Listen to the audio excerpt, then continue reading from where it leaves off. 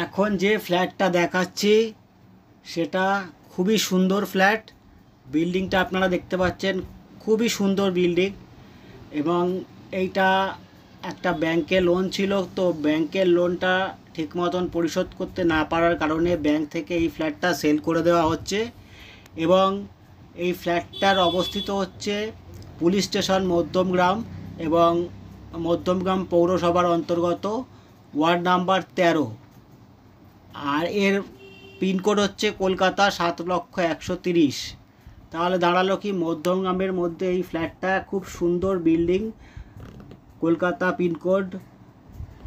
আর এটা হচ্ছে 820 স্কোয়ার ফিটের ফ্ল্যাট, খুবই স্ট্যান্ডার্ড সাইজ এবং আশেপাশের লোকালিটি ভালো। সমস্ত কিছু জিনিস আপনি মানে যা যা নিত্য প্রয়োজনীয় জিনিস মানুষের যা যা লাগে সবই আপনি সামনে পাচ্ছেন। এবং মধ্যমগ্রাম একটা, সেখানে প্রাইস অ্যাপ্রিসিয়েশনও যথেষ্ট হচ্ছে।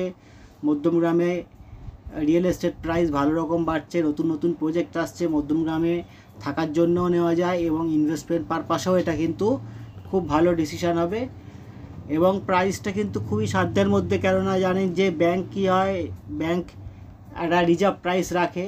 এই ক্ষেত্রে রিজার্ভ প্রাইস মানে হচ্ছে মিনিমাম প্রাইস, যে সেই মিনিমাম প্রাইস অর্থাৎ সেই প্রাইসেও ট্রানজ্যাকশানটা হতে পারে বা তার থেকে যেরকম বায়ার আসবে অ্যাকর্ডিংলি ডিল ফাইনালাইজ হবে। তো মিনিমাম যে প্রাইস যেটাকে বলে রিজার্ভ প্রাইস, সেই প্রাইসটা ব্যাংক থেকে রেখেছে 21,25,440 টাকা। 21,25,440 টাকা প্রাইস। মধ্যমগ্রামের এরকম একটা ভালো জায়গায় একটা 820 স্কোয়ার ফিটের ফ্ল্যাট, এটা কিন্তু যথেষ্টই ভালো একটা ডিল। কাজেই আপনারা কিন্তু অবশ্যই ইনভেস্টমেন্ট পারপাসও দেখতে পারেন বা থাকার জন্য ইনডিউস পারপাসও দেখতে পারেন।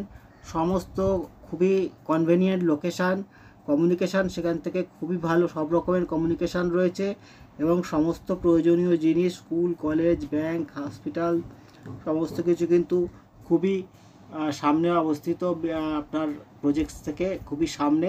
কাজেই আপনারা এটা অবশ্যই চিন্তাভাবনা করতে পারেন। যে কোনো দিক থেকেই এই বিষয়টা খুবই লাভজনক হবে।